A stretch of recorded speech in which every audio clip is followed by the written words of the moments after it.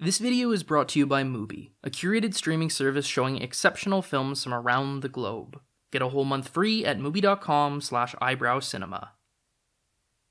In 2019, I did something I recommend every cinephile does at least once. Oh, you broke a cherry! Marathon all of Martin Scorsese's movies in chronological order. This was a wonderful experience, a great opportunity to revisit some of my all-time favorites and to catch up with the small handful of Scorsese films I'd never seen.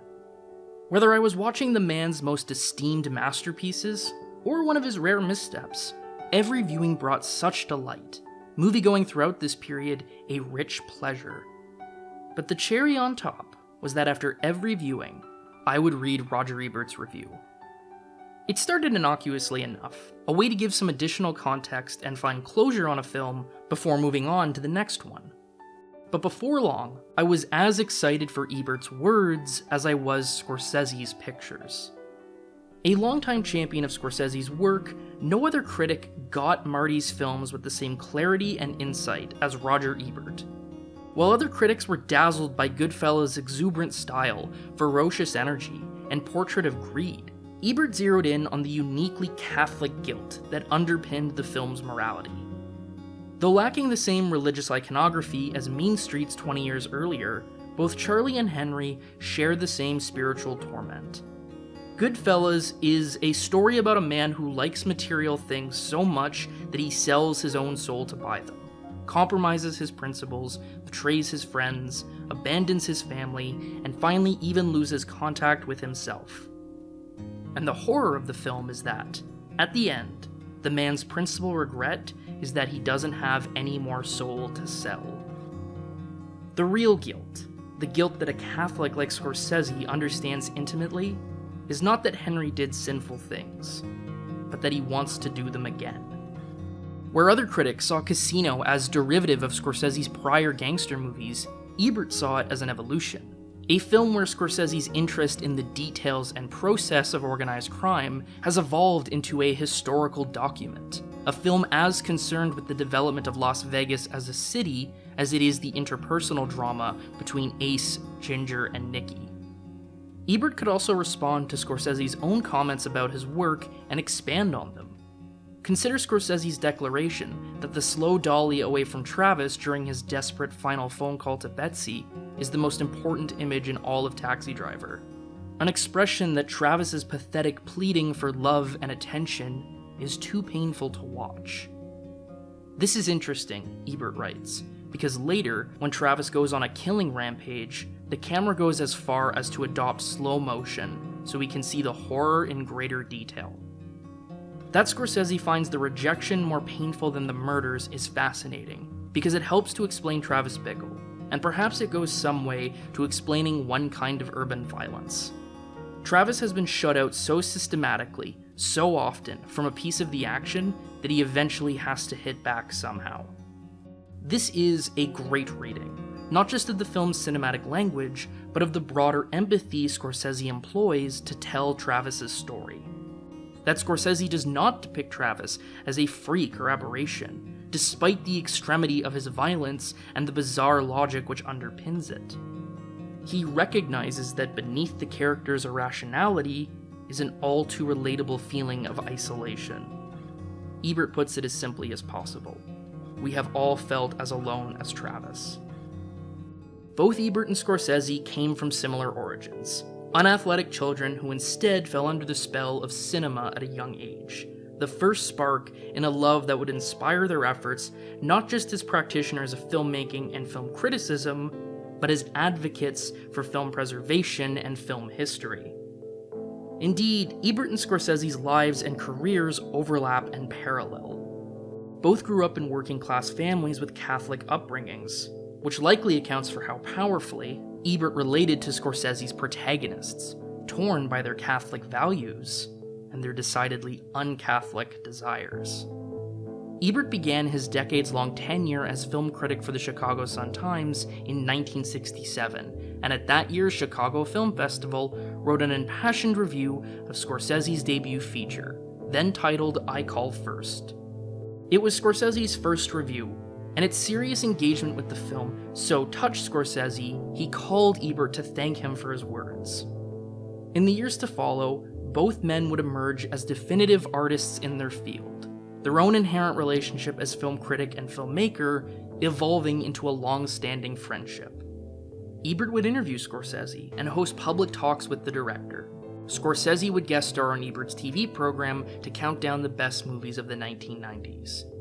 Ebert defended Scorsese amidst the controversy generated by The Last Temptation of Christ. Scorsese helped produce Life itself, Steve James's documentary on Ebert's life and death. Ebert no doubt recognized that his connection with Scorsese was special. In 2008, Ebert published a book which compiled all the reviews and essays he'd written on Scorsese films throughout his career, along with interviews, reconsiderations, and retrospective efforts to map a timeline of Scorsese's growth as an artist. In over 40 years of film criticism, Scorsese was the only director Ebert took on in a book-length study, a book Ebert felt he had to write. And that prompts a question. Why?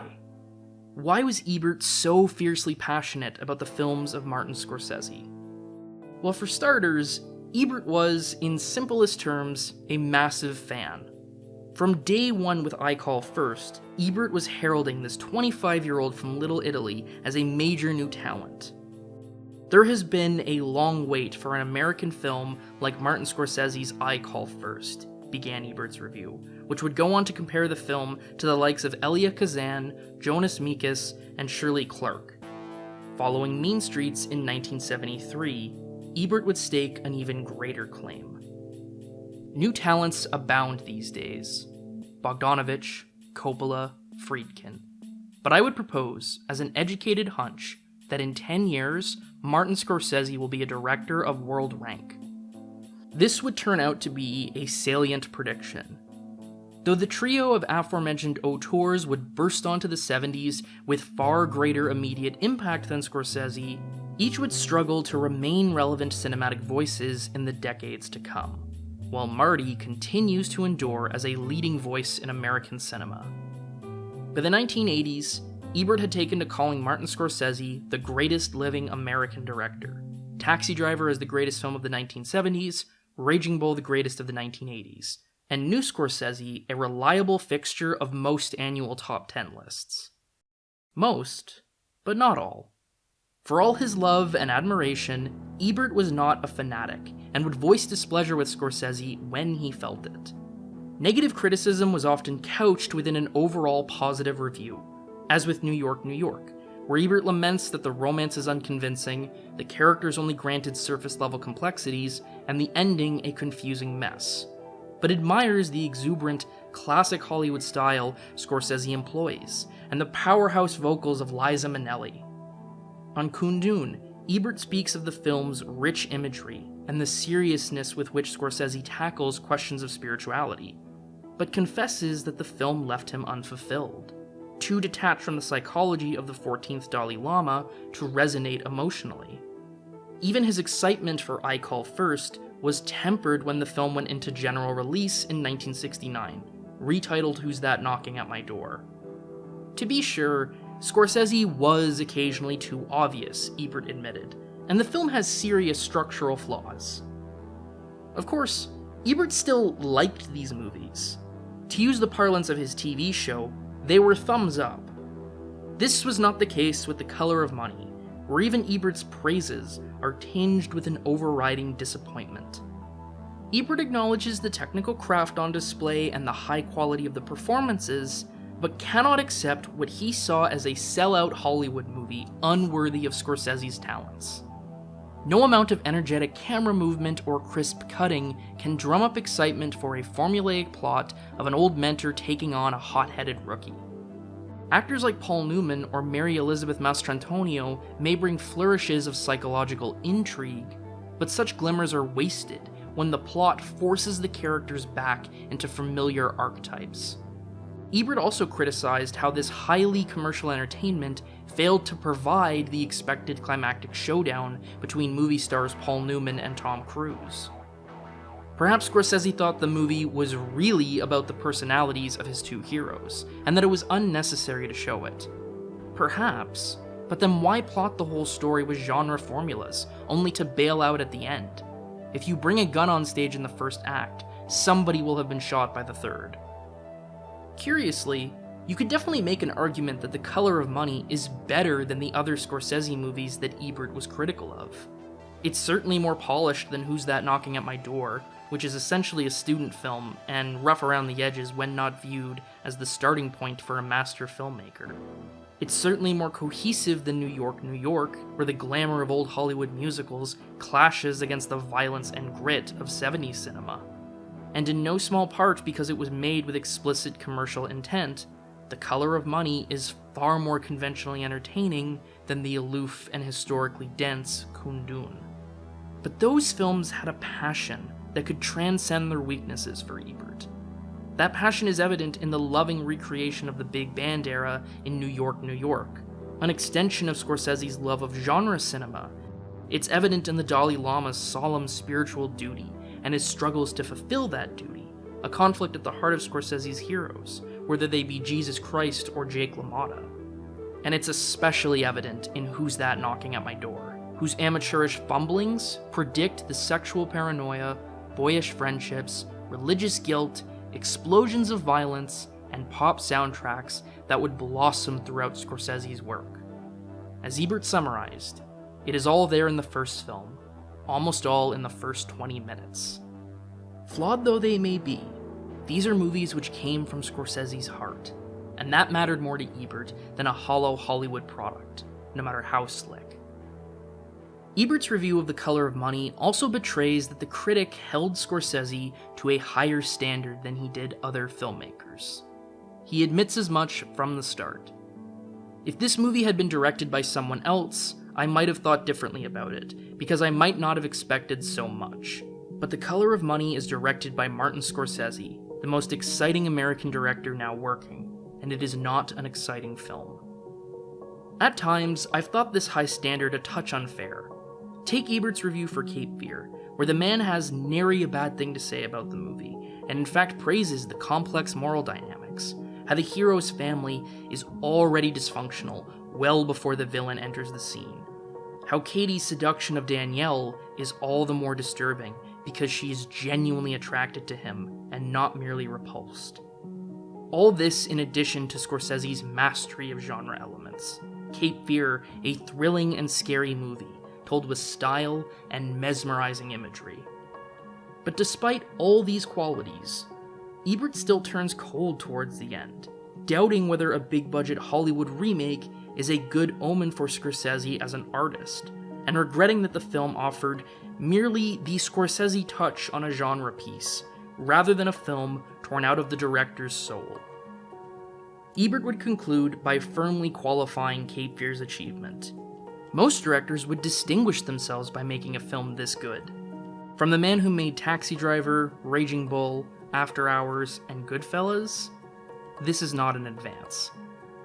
I used to bristle at this conclusion. How could Ebert be so dismissive, whilst largely praising every individual aspect of Cape Fear? Just because Cape Fear isn't on the level of Scorsese's most supreme masterpieces, doesn't mean it isn't an awesome movie in its own right. But as I rewatched the film as part of my Scorsese marathon, sandwiched between the exquisite details of Goodfellas and the achingly repressed passions of The Age of Innocence, I started to see Ebert's point. It isn't just that, next to those films, Cape Fear is comparatively mid, but that in its very foundations, the film lacks the ambitions, creative vision, and emotional rawness that have fueled Scorsese's art.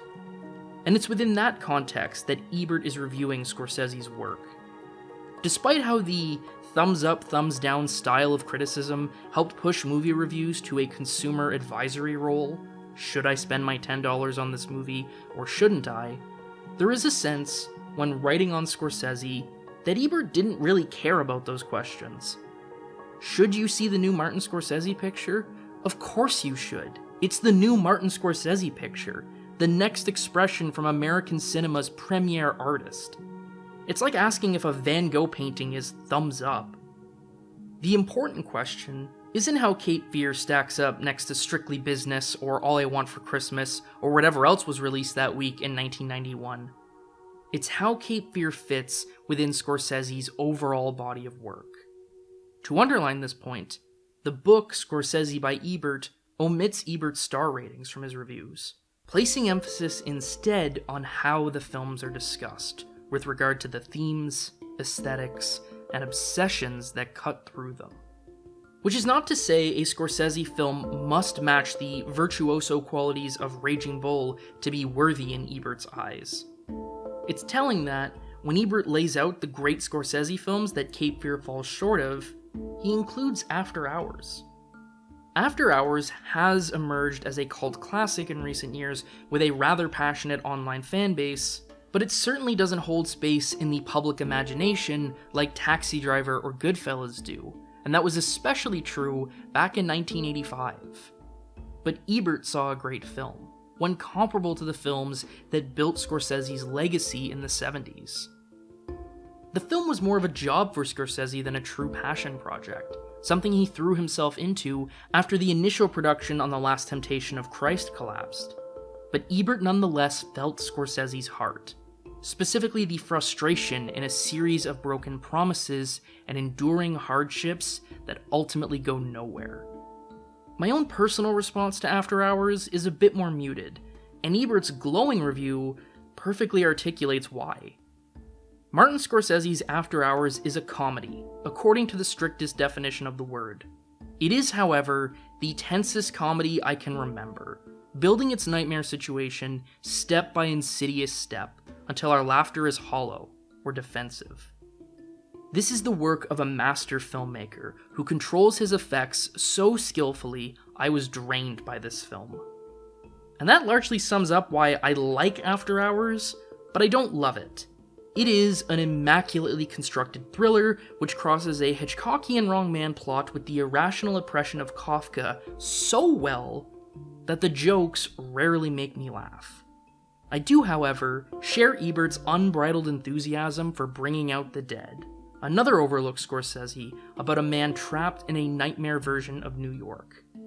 A box office bomb met with critical indifference and audience befuddlement, Ebert was rapturous.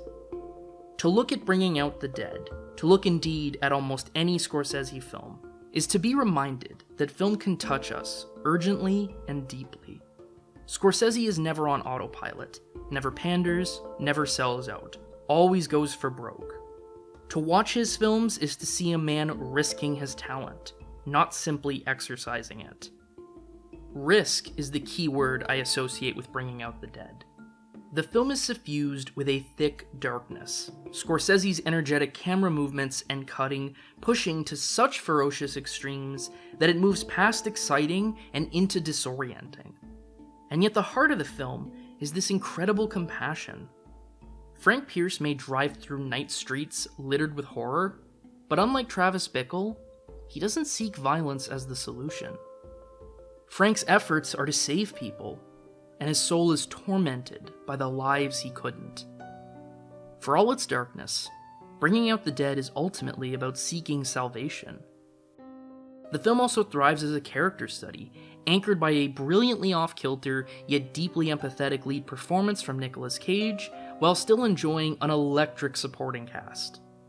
For a movie that was met with such indifference in 1999, Bringing Out the Dead is the kind of bold filmmaking that inspires impassioned defense, and I admire Ebert's curt response when pressed on the film's failure. But even though, you look at his last movie with Nick Cage, it didn't do well. Well, so what? It didn't do well because it was too good. I'd like to think, were Ebert still alive, he'd be as frustrated as I am that Bringing Out the Dead still hasn't been released on Blu-ray. Ebert's passion for the less loved Scorseses emphasizes his open mind when it came to Marty's work. He may have held Scorsese to a higher standard that sometimes resulted in tough reviews, but Ebert also celebrated when Scorsese challenged himself, or worked outside his more familiar bounds. The final section of Scorsese by Ebert is called Masterpieces, and consists of 5 films. Naturally, Taxi Driver, Raging Bull, and Goodfellas are there, and rightfully so. These are Scorsese's most famous and iconic movies, and likely always will be. Then there's Mean Streets, A film which has not penetrated the cultural zeitgeist like the aforementioned trio, but it was Scorsese's breakthrough, and falls in line with his perception as a man who makes masculine movies about tough guys embedded within a world of violence. But film number 5 breaks the mold. The Age of Innocence is a costume drama set in 19th century New York, its story and conflict dictated by an adherence to social codes and decorum. The plot concerns a love triangle. Newland Archer is engaged to marry May Welland, but falls in love with the Countess Ellen Olenska, a woman marked by the scandal of a failed marriage. The rules of society prohibit Newland and Ellen be together, yet their desires invariably bring them dangerously close. You gave me my first glimpse of a real life, and then you told me to carry on with a false one. No one can endure that. I'm enduring it. Elegant costumes and romantic longing are generally not what people associate with Scorsese films. Yet here they are, rendered with vivid beauty and gripping emotional power. Thematically, of course, The Age of Innocence actually fits quite well within Scorsese's greater body of work. Consider how much attention Scorsese gives to the rules and customs of the mafia in his gangster movies. Consider how the central conflict of Who's That Knocking at My Door is JR's struggle to accept his lover's sexual history prior to meeting him. As with Newland, both Scorsese protagonists are torn between their own desires and ingrained social expectations for how women should behave. But adapting those obsessions to an entirely new social setting was nonetheless a risk. That violence in the film exists more in the implication of power rather than the assertion of it, left no room for the kind of graphic set pieces which help define some of Scorsese's best movies. Also absent are the pop soundtracks so essential to the tone and pacing of so many Scorsese films. Even Scorsese's moving camera has been restrained. It's still here, but the movement is slower, subtler, adhering to the more reserved pace and controlling world The Age of Innocence is set in.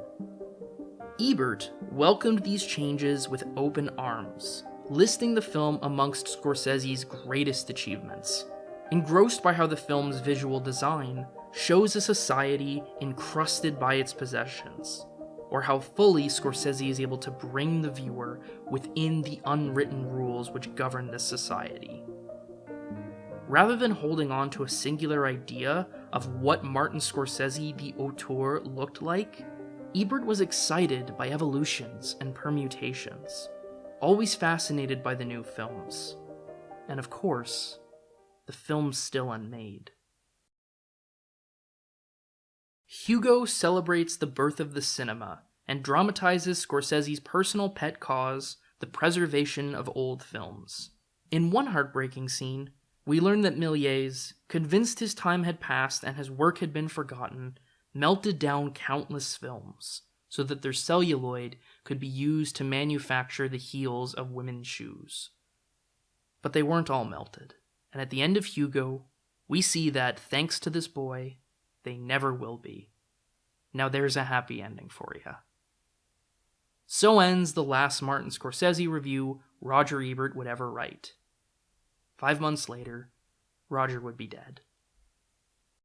On the one hand, it's poetic Ebert's final word on Scorsese would deal with film preservation and the enduring legacy of a master director. But on the other hand, it really saddens me to think there are Scorsese movies Ebert never got to see. For two artists whose work was so fully intertwined, it feels unfair that the relationship was ended prematurely. I frequently find myself wondering what Ebert might have thought of the Scorsese films he couldn't see.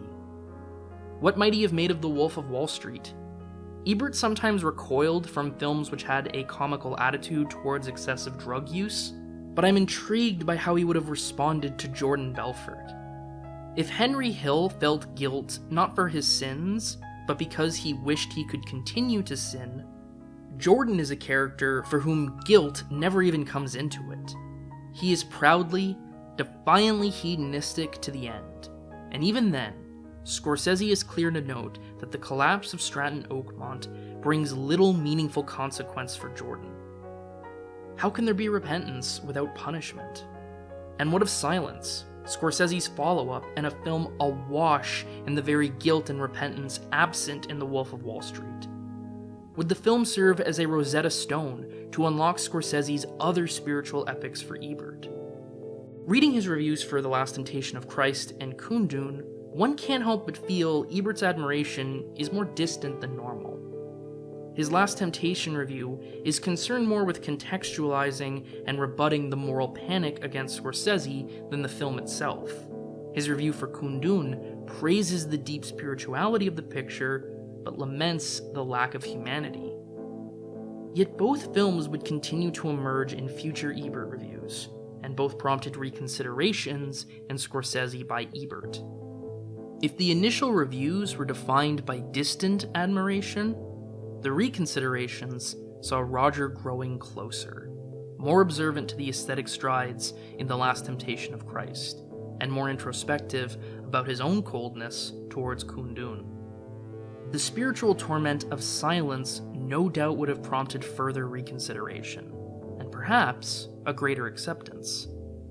And what of The Irishman, Scorsese's culminating gangster epic, a film where the youthful passions of Mean Streets and Goodfellas give way to the bitter regrets of old men? Ebert often fixated on the sexual paranoia of Scorsese's protagonists, determined to control and possess the women in their lives. But Frank Sheeran views the women in his life with complete indifference. Leaving his wife and beginning an affair with a younger woman is given the most cursory emphasis by Frank's voiceover and Scorsese's camera. The watermelon loaded with vodka genuinely leaves a greater impression than either of Frank's wives. It's only in the twilight of life, when family has been wrenched away, that Frank yearns so desperately for his daughter's approval. How would Ebert feel about a director whose work had consistently been marked by vibrancy and excitement, suddenly grappling with death and the inevitable march of time? All I can do is speculate, but for whatever sadness I feel over the Ebert reviews that will never be written, I take solace in knowing the legacy of he and Scorsese's relationship endures. Earlier this year, Scorsese helped launch the Roger Ebert Center for Film Studies at the University of Illinois, where he spoke lovingly about Ebert's work and their friendship. And just as Scorsese's films will live on long after the man, so too do Ebert's reviews, continuing to offer insight and analysis to readers new and old, as they did to me in 2019. Their shared legacy continues to inspire the love for cinema, the very love that first drew them together in the first place.